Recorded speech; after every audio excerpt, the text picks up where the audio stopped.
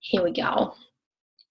The sound is cutting out a bit, Katie's saying. I will do my best. Unfortunately, I can't do more than that, but hopefully you will be able to hear me better as we go. All right, let's get started. So first of all, as I said, welcome to the webinar, and thank you so much for taking part to participation, and I'm looking forward to this. I would first of all, what's going on here? Here we go.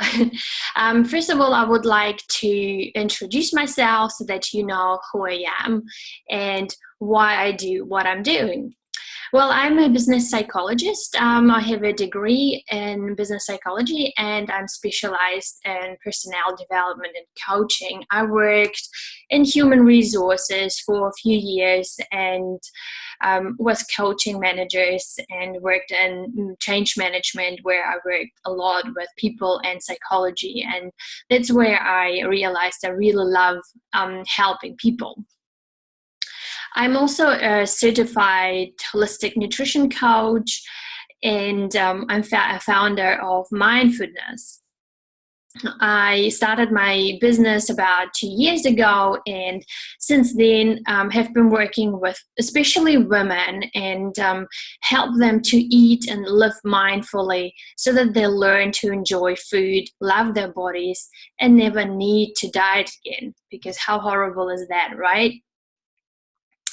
Okay, so how I got to doing to what I'm doing. I had myself an eating disorder when I was a teenager, in my early 20s and about late 20s, so mid 20s, I'd say. And God, at that time, I tried all sorts of diets that existed out there. I tried, oh God, the cabbage diet, the high carb, low carb, high fat, low fat, whatever is out there, and was never really happy. It never really helped me with anything. I still didn't like myself. I still didn't like my body, no matter what my size or weight was. So I realized that it is not so much about weight. It is how we see ourselves and what is the relationship to ourselves. When healing myself, I started covering really those eating problems through excessive exercise regime, was exercising a lot, started doing a bodybuilding competition just to find reasons why I needed to cut out on certain foods, and I guess following that regime that I built myself, or built in my mind what I wanted to achieve. I followed lots of healthy diet plans, and that wasn't really helpful because they caused more damage, unfortunately, than it was any good for me. How I recovered is, though, I recovered through listening to my body's needs. I worked with other people to get help, to understand myself, to learn techniques like mindfulness techniques, to understand what my body is looking for, what are my actual needs. Why am I doing what I'm doing? Why am I constantly on those diets? What am I trying to achieve? It was important that I changed that mindset about myself, how I see myself, and how I see food as well. So that's how I got to where I got now, basically. And since I started working with women, I've realized that lots of women have basically similar issues. They go on different diets, right? Feel miserable, follow all these plans, keep weighing themselves, restrict foods they love, and at some stage even stop socializing because they are afraid of being judged. Or sometimes, like what my clients can sometimes say is, when they eat or when they go to friends, then they don't know what to eat, and basically sometimes feel like I just won't go anywhere instead. They stop enjoying really that time with family and friends until that one day they just think, okay, I've had enough, I want to treat myself, I've had enough of cutting all those foods out. And it starts with a treat, maybe, like we all know that, with one biscuit, and then end up maybe with an entire package of those biscuits. And sometimes it continues really for entire day, 2 days, few days, maybe a week, maybe even a month, until we'll look in the mirror, right, and then get the shock and think, oh my god, I need to change this. I really don't like what I see in the mirror, and find a new plan that they follow, find a new diet. And again, the last diet didn't work for me, so I need to change that and find a diet that works for me. Maybe what is the latest fad and follow that one. Then paleo and I don't know, Jenny Craig, Weight Watchers, isogenics, all those kind of things. All right. So today I'm going to show you how I've been able to break that cycle and to change the mindset. And I hope that this will be the first step for you towards breaking free, right? To enjoy food that you love, to accept your body the way it is. Sometimes it's not possible to love everything we have, and that's okay. If we get there to really love it, how awesome is that? But I'm realistic. I know that for us women to love our body can be quite hard, but at least we accept it and respect it and treat it with lots of love and care, and that's okay. That's enough, I feel. Feeling good about yourself, right? Wearing nice clothes and being really comfortable and confident within yourself. And I think when all that is there, when you love yourself, you treat yourself with lots of care, then you start eating better, you start treating yourself better, you start moving. And if, let's say, weight loss is a goal for you, then that will come automatically. Okay. All right, so let's see. I'm sure that this is familiar to you as well. Definitely for me, when I was on those all crazy diets. So you start basically your day with good intentions, right? Or you start on a Monday with good intentions, or at the beginning of the year with the New Year's resolutions, and then let's say towards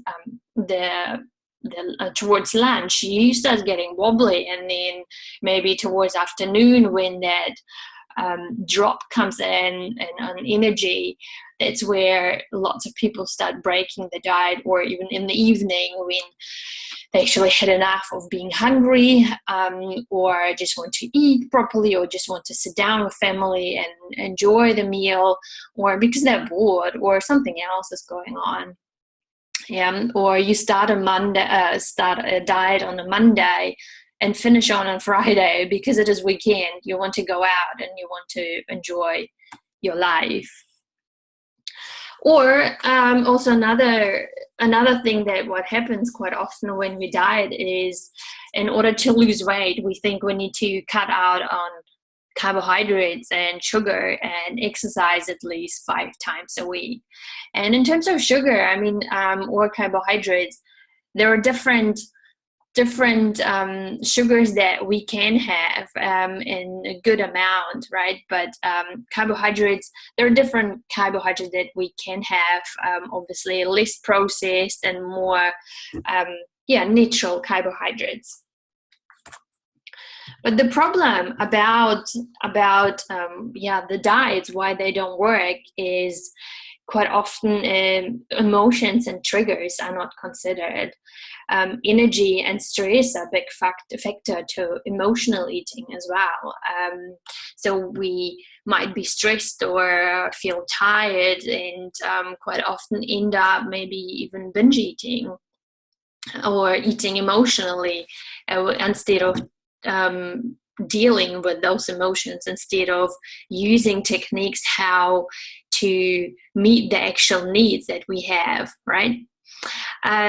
Problem about why we can't maintain the diet is a relationship with food and ourselves, how we perceive food and how we perceive ourselves. So what is that self-talk that we have? Also, obviously, part of the diet is the emphasis on restrictions, limitations, and denial. It's that dieting mentality. And we can't keep it for very long, limiting those foods that we even love, right? And when we feel like we're restricting ourselves quite all the time. And when we restrict food and focus on what we are not allowed to eat, it becomes even more appealing, yeah?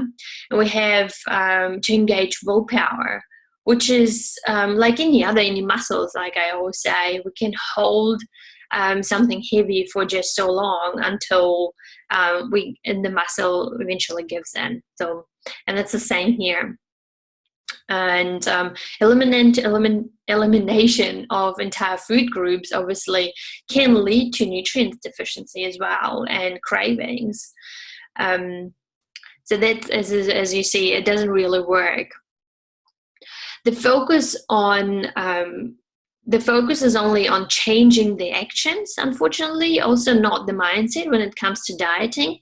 So when we focus on the actions, we focus on things like, okay, I'm not gonna eat any sugar anymore. I'm going to cut out carbs and breads and fizzy drinks and those kind of things.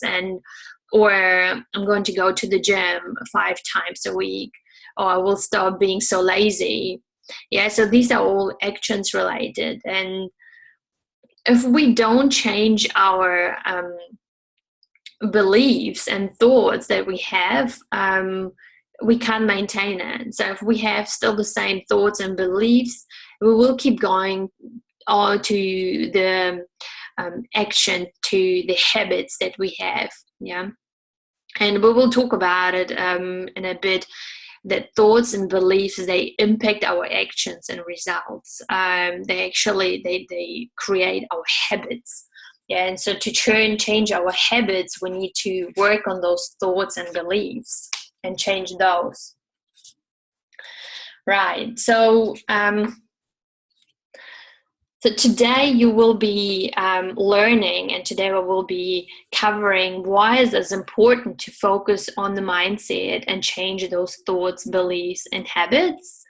We will also talk about how mindful eating can break the restrict and binge eating cycle, and how you can learn to eat intuitively and enjoy food that you love and still achieve your health goals. So I hope so far it's all clear and good. I'd like to introduce you this concept. It's the TFAR concept, and that is thoughts, feelings, actions, and results. So let's have a look why it is so important to change the thoughts and beliefs about ourselves, and why most goals and intentions fail, unfortunately. This concept, as I said, is called TFAR. I'll show you some examples. Right. So when you set goals and good intentions, maybe you had some even for the new year, the New Year's resolution. Most people's goals look like that. I mean, I've given you these examples before. Is want to stop eating sugar. I want to lose 5 kg. I want to eat healthy, right? I want to exercise more and going more often to the gym. And I want to follow this new diet plan. The thing is about these goals, what's common about them is they're all action focused. Yeah, they focus on what to do, or even worse, what not to do. Instead of understanding why do we want to change something? Why is it important? If it's not important enough, we are not going to change it. If we start doing something that is without connecting with ourselves, if we don't understand why we want to do certain things, no matter how good the intentions are, eventually we will come back to the old habits and return to the old way of thinking. Yeah. So here's some examples. Let's say the thoughts. If we have these thoughts, I can't do it, I have failed in the past, and I'm just lazy. Our feelings about ourselves might be, I'm frustrated and I'm sad. The actions could be, is we'll eat to feel better. Yeah. So your focus shifts instead of what you have to do, and it stays on the food. And the results is you start feeling really stuck and you start procrastinating. Again, that supports your previous thoughts about yourself, and it becomes a self-fulfilling prophecy. And you start thinking, I knew that I'm lazy. I knew that I can't do it. Yeah. So you start reinforcing basically those thoughts about yourself. And those beliefs, they become really automatic thoughts then, and they drive your behaviors. So that's how we create those habits basically. And as I said, it's very common that people try to change their actions because we learn, setting smart goals. But again, without recognizing, and this matter when it comes to changing food, relationship with food and ourselves, we need to understand what is going on with us. Yeah.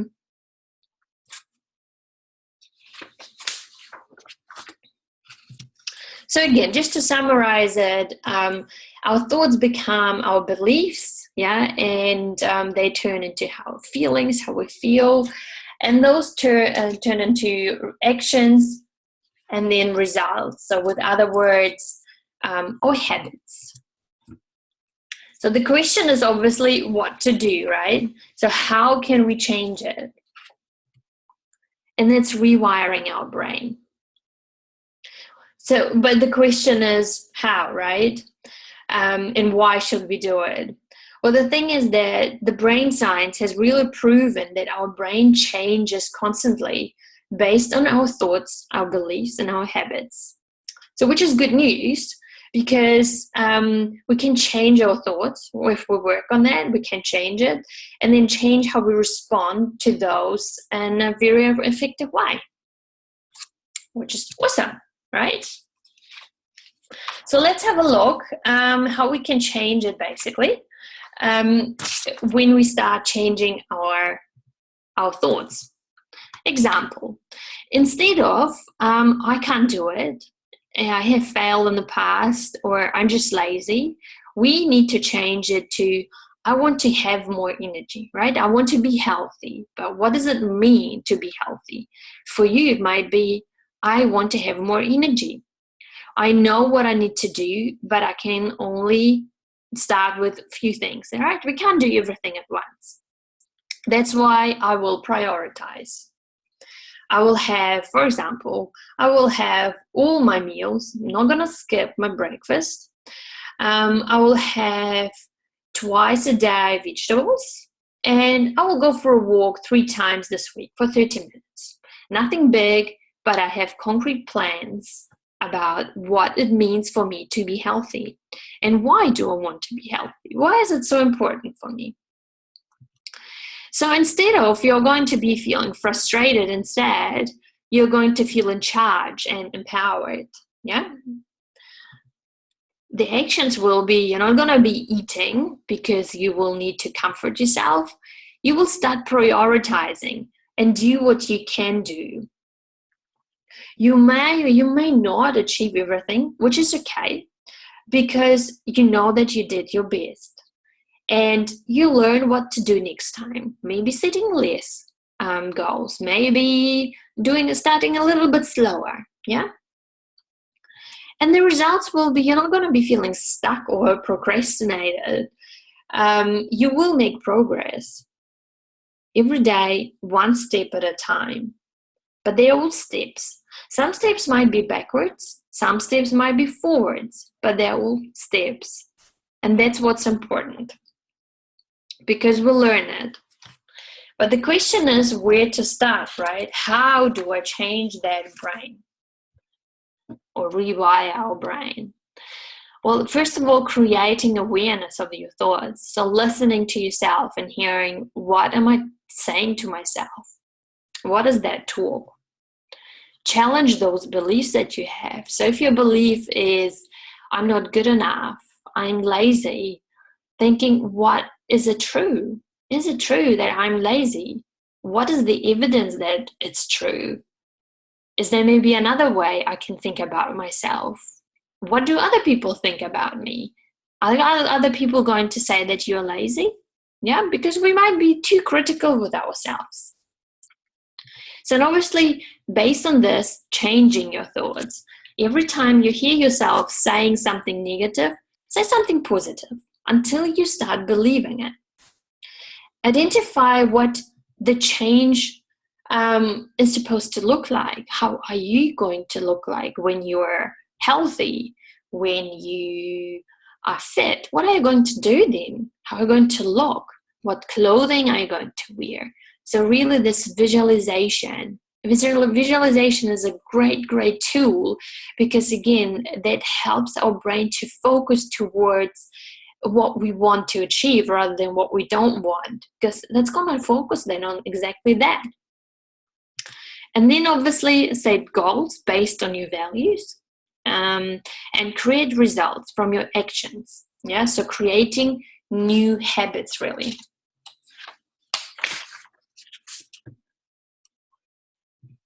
So the question is, what thoughts and beliefs hold you back?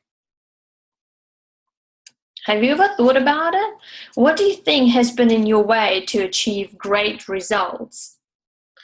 Once we've created awareness of our thoughts and beliefs, we can change our results and our habits. And part of changing our thoughts and beliefs is understanding and transforming the relationship with food and ourselves. Yeah. So the question that we need to ask ourselves is, why do I diet? What am I trying to achieve? Like for me, I understood I wanted to have love from my parents. I thought that if I'm thinner, I will get more attention from my parents, from my dad especially. So that was my idea of, if I am thinner, then I will be loved, I will be more accepted, I get more attention, I get more affection. That's why what we need to understand, why do I do these things? Why do I diet? And what do I want to achieve? How does elimination even work for me, right? When we eliminate certain foods, how does it help me? For most of us, it doesn't help, right? But we do it anyway. We can, as I said, we can maintain it for only so long, and then that's it. So a very typical cycle that is very familiar to me and probably to you as well is, I call it this binge eating and dieting cycle. And I thought it was quite funny, so I'm going to show it to you. And I'm sure that it will be familiar to you. So it starts on the top, right here. I'm not happy with myself. I'm not happy the way I look. So what do? We do research and start a new diet. Then, before I start a new diet, I obviously don't want to waste the food that I have in the fridge. And because I know that I'm not going to eat the food that I love and enjoy, I'll just eat everything that I have in the cupboard, or I'll go out and have a big 2 meals or something like that. And I'm talking from experience. So I really have had clients who had told me these stories, right? Before they came to see me, they knew they're going to change it. They're going to stop eating foods that they love. So they had like a 1 week binge eat just on the foods that they love. Then they feel great sticking to the diet guidelines, right? Feel excited to start it until the weekend, or something happens, maybe something emotional, but even maybe weekend, because I'm going out with friends, with family, and then we want to just that one cheat meal. Yeah, have you heard of this cheat meal? And sometimes this cheat meal continues for another few days. So we feel guilty about that cheat meal, tell ourselves to continue to binge eat, and we'll start just the diet tomorrow or on Monday. Next day, obviously, still feel really, really bad, still feel really crap, and beat yourself up about doing it, have been continuing it, and continue binge eating. Maybe gain weight, and actually just not feeling comfortable with yourself, and just not liking yourself. Look in the mirror, don't like yourself, and continue with it. Oh, let's have a look for a new diet. The other one didn't work. Yeah, so that's unfortunately a very, very common thing. So what we do is basically we swap from the diet restrict cycle to the binge eating or overeating cycle. And when we're on a diet, we feel like we need to be good. We are anxious, maybe even following a diet plan properly, and want to be perfect. We want to make sure that we do everything that is on our plan. And until something happens, your physical or emotional needs, maybe let's say emotional, maybe we are tired, maybe something happened and we feel very, lonely or stressed or sad about something, or angry because we had an argument with someone, or physical needs like that we are tired, right? And our body is looking for that energy. Or we saw a cake that looks good. That could be a trigger as well sometimes. That we see a cake and then obviously get endorphins in our brain, and it's really, really hard to say no. So what do? We might end up eating too much of it because our mind is, okay, sometimes it's so mindlessly, and we just eat as much as possible without noticing it because it says, I don't know when I'm going to get it again. Yeah. And then we feel guilty and I was scared of gaining weight. And then we want to get in control and look for a new diet and start restricting ourselves. But so we swap really from one extreme to another, and it's very, very frustrating. It's horrible, and it's just not working for anyone. So what we want to do is we want to be in the middle, right? We want to be someone who is not swapping from one side to another. We want to be someone who can eat whatever we want. So maybe someone who can eat what they like and as much as they like, and they don't even put on weight. And this is what we want. And the question is, what is so typical about them? Yeah. What is typical about them? They eat as much as they want. They eat when they want and what they want. What are their eating habits? Eating habits are they eat only when they're hungry, and they stop when they're full. Even if something is on their plate, they still leave it because they know it's going to be there later again. They don't follow really any eating clock, right? It's 12 o'clock, so I have to eat it right now. How much they eat? Well, as much as they need, as much as they feel like they need to feel comfortable and to feel satisfied. When do they eat? When they're hungry. Just when the body tells them you need more fuel. And what they eat is what they feel like will satisfy them in that moment. And most of the time, their meals are actually pretty healthy because they know what feels good. Yeah, so they eat to feel satisfied, to feel good long term, and in that moment as well. Yeah, and we need to know that food is a very, very basic need, like going to the toilet. Seriously. I mean, you don't go to the toilet on the clock, right? You don't go to the toilet just because you have to do it, or because it's time. It's an instinct that we are born with. Our body tells us when to go to the toilet. And it's the same here. Food is just another instinct that we were born with. Our body tells us when we need food. So those people who we were just talking, who basically eat when they wanted what they want, that's what they do. They eat instinctively or intuitively. Yeah, so they are called intuitive eater or instinctive eater. And very good example are children. They eat what they need and when they need it, yeah? And you used to be like that. You used to follow your intuition and eat when your body needed it. But something happened along the way. So what we need to do is to learn to become that intuitive eater again. We need to learn to understand our relationship with food, our eating habits, and our eating patterns. So as you see, it's not just only what we eat, it is how you eat it and why you eat it as well. Yeah. And mindfulness is a really great tool for it. Mindfulness helps us to understand that it's not only what we eat.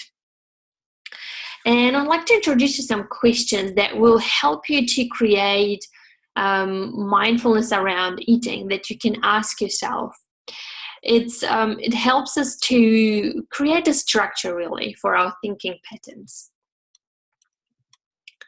Why? So we ask our questions, why? Why do I eat? Yeah.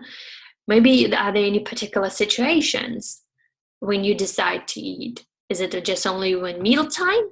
Or are there any other situations where you feel like eating? Maybe social events.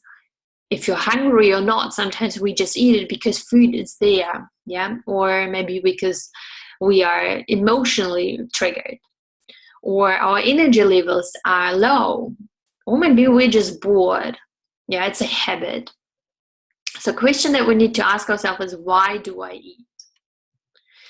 Next one is when. When do I eat? Maybe when we get triggered, maybe emotional triggers. Maybe you see a yummy cake and that's why you ate it. Yeah, again, or there is social pressure. Sometimes I know in the culture where I grew up, they would really, sitting at the table, when you say no, they will always keep asking you, come on, have that a little bit. Why are you not eating? There's a social pressure there as well. Or sometimes at work, colleagues would tell, just have that little piece of cake. Why are you not eating this? Yeah, why are you not enjoying it? It's so yummy. I've experienced that. I don't know about you. So yeah, asking, when do I eat? Are there any patterns maybe? How often do you feel like eating? Or how often do you feel not like eating? What do I choose to eat? Yeah, so the question is here, what is it that I eat on a daily basis? Does it serve me? Is this food that makes me feel good or actually not? Does it make me feel sick maybe as well? And why? Why do I make those food choices? And do I restrict myself in certain food groups? And if yes, again, why? Yeah, so it's understanding, what do I eat? And how do I eat? That's another more important question, because mindless eating is often very quick eating, yeah, fast eating, not paying attention. So it's, how do I eat? Do I take time to eat? Or am I distracted by the phone, maybe computer, maybe TV? Do I eat fast? Do I enjoy my food? Or do I inhale it just very quickly? Also, another one that's very important, how do I eat differently? Do I eat differently in public or when I'm alone? Is there any difference? Yeah. Ooh. And how much? How much do I eat? Do I stop when I'm full or when I'm satisfied? There's a difference between being stuffed, being satisfied, and being full. Yeah, that's, we need to differentiate it as well. So what I would recommend is to sit down, take a piece of paper, and really ask yourself these questions to understand your habits, your rituals, your thoughts around eating, and also yourself. How do you see this? How do you see yourself? Yeah. These questions, they will help you to stay present next time when you get a feeling of eating something. You can ask yourself why you want to eat, why you would like to eat, what feels good, what will satisfy you in this moment. And then while you're eating, inquire how you're eating. Are you distracted? Are you taking notice of the food, of the flavor, the texture, or just inhaling it maybe and not noticing it? And how much? How much do you need? Do you eat as long as you're satisfied, or when you've had too much to eat as well? Yeah. Also, something else that I quite like to do is to create awareness of different type of hungers. So we can still use these questions, why, when, what, how, and how much, for different hungers. So there is, for example, the tummy hunger that we have. Tummy hunger comes really slowly to you. Yeah, you feel like, oh yeah, my tummy started getting empty, and I might need to eat soon. That's where sort of the typical meal times when you start feeling hungrier. Yeah. This is when our body sends us the signal we need to have more fuel. And we satisfy our stomach hunger when we eat because it's, maybe been 3 or 5 hours since we ate. That's why it's time for us to eat. So here again, when you have the tummy hunger, you can ask yourself, how do you feel? Am I hungry? How hungry am I? Can I wait? Do I need to eat? How much food do I need to feel satisfied? Yeah. And what do I fancy? What my tummy would like? What would I like to eat to feel satisfied? Then there is the heart hunger. Yeah, so it's kind of the emotional hunger that I say. And most people experience that emotional eating to some extent, obviously. And especially women, you will know what I'm talking about. Yeah, it's when we take that bar of chocolate out of the cupboard when we're sad, lonely, or stressed. That's when we get triggered and choose comfort foods to make us feel good. That's the heart hunger, emotional hunger. So questions that we can ask ourselves here is, what is it what I really need? What would make me feel good right now? Walk, sleep, rest, or talk to someone. Yeah. If we feel lonely, especially, sometimes it's good to go and talk to someone, visit someone. And there is this head hunger. The head hunger can be quite difficult to differentiate. Yeah, it can feel like heart hunger a little bit, but part of our head hunger can come from our mouth hunger, because obviously mouth is part of the head as well. Cravings are very typical head and mouth hunger. Yeah, that's when we have those cravings. When, for example, the brain responds to certain foods, it sends the dopamine, for example, and we want to have that food, and we just feel like, I just want it. We can't focus on anything else other than that piece of cake, the chocolate, or whatever it might be for you. And it can be really, really hard to resist, because obviously the mind is very, very powerful, and it can be like a drug. And we just want it. We feel like we just need it. The mouth hunger, as I said, part of the head hunger, is when we crave certain textures, especially, or certain flavors, or smell. I like to smell something, or people like to have something crunchy or creamy. For me, it's creamy. I love when something is creamy. So you're not physically hungry, right? You've checked your tummy and no, my tummy is not empty. I'm not hungry. Yeah, because, you look in the fridge and look at all the vegetables that you have there, or the cupboard, and it's not really what you want. You just feel like, I just want that something that will make me feel good and will satisfy me. So that means that that hunger is in your head. Yeah, it's not tummy hunger. And yeah, these questions will help you to create that awareness around your eating patterns. And as I mentioned in the beginning, awareness helps us to understand our thinking patterns, our beliefs, our actions, and our results. So in other words, we create new habits by that. And lots of our thoughts and beliefs, unfortunately, that we've created, they were created when we were children. Yeah, they might be very deep ingrained in us. And we've developed habits that keep us really trapped where we are. So that's why it's so hard sometimes to change.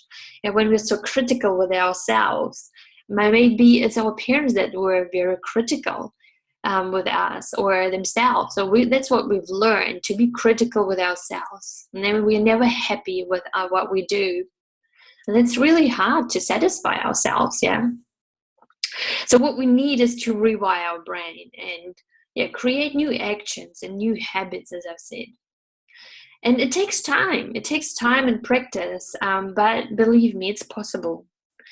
There are lots of helpful techniques that I've used for myself really, to heal myself, and also for my clients as well. Okay, but the question is really how to rewire our brain. And I've shown you that this slide before, and I hope that now it makes a little bit more sense to you, because now we've covered these topics. It's creating awareness of your thoughts. Yeah, it is challenging your beliefs, changing your thoughts, identifying what you want the change to look like, how you want to look like, how you want to feel like, set goals, and then eventually create new habits. Yeah. And I know that it can be very, very hard and very confusing. And I know that we've covered quite a lot today. Some of it will stick to you, and I hope that you will be able to take some of it with you. But I know that it can be very overwhelming. So that's why I've created a program to help you with that, where we can go into really details, and I can offer you some techniques and a booklet where you can do the exercises. And it's called the Succeeding in Slimming with a Mind Plan, Not a Food Plan. It's a 4 weeks online course that I've developed. And I've done it a few times here in Hamilton in person, and now I'm planning to do that online to offer to more people. And the question is that the course is right for you. Well, this course is right for you if you're fighting really with yourself to lose weight, and yo-yo dieting is basically like your second name. Yeah, you are really tired of it. If you feel like you're in this endless cycle of overeating, binge eating, and feeling guilty, starving, and repeating all this over again, and you're fully aware that you need to be more confident and stop that negative self-talk, but you just don't know how because it's really hard. Or you eat emotionally and keep binge eating to comfort yourself. Or maybe you've done every diet that is known out there and nothing is helping.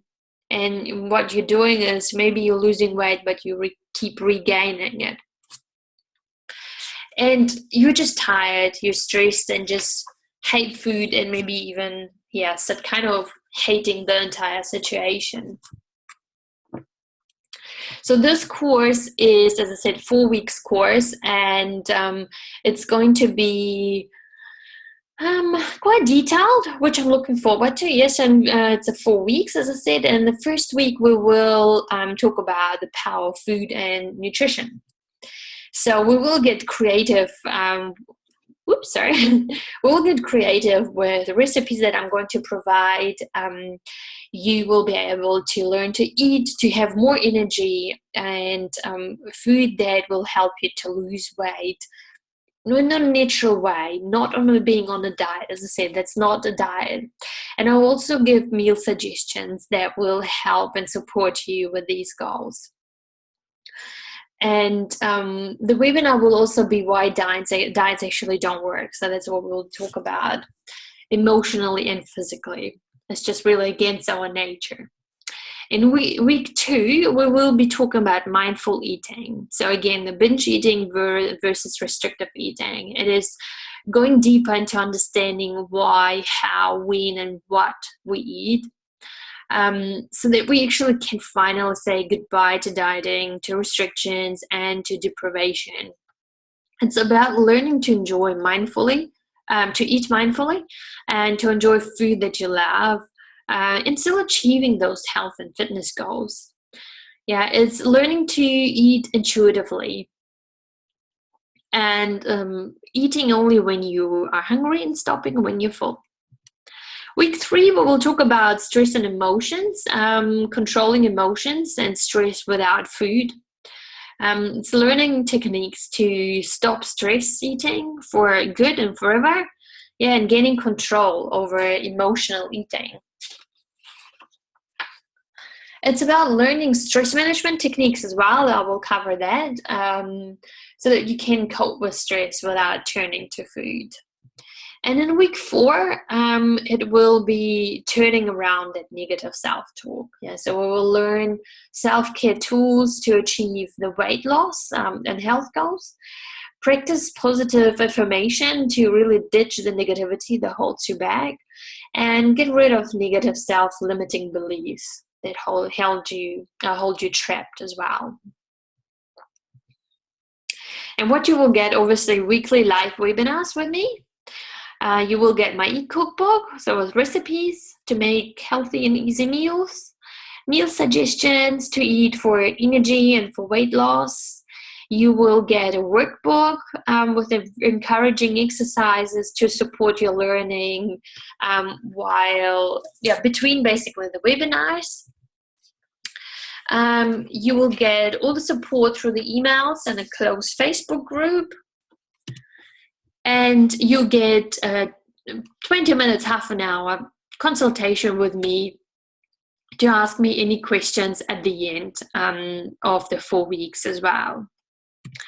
So the actual costs for the webinar are $175. Again, it's the 4 weeks. It's the webinars with me, the conversation with me. It's all the tools that I'm providing. But the early bird actually price ended last week on Sunday, but I'd like to reopen it for today and for tomorrow as well. And payment plans are available on individual basis, because I really want this to reach as many people as possible, because I really believe in this program. But registration will close next Monday, so that I know who will take part, so that I can prepare all the documents. To register for it is, you can just email me, Eugenia, at mindfulness.nz.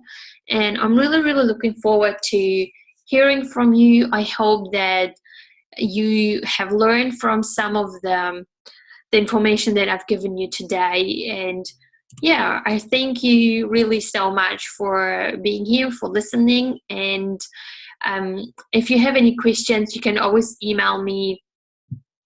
And I wish you a very, very good night, and thank you for being here. Bye.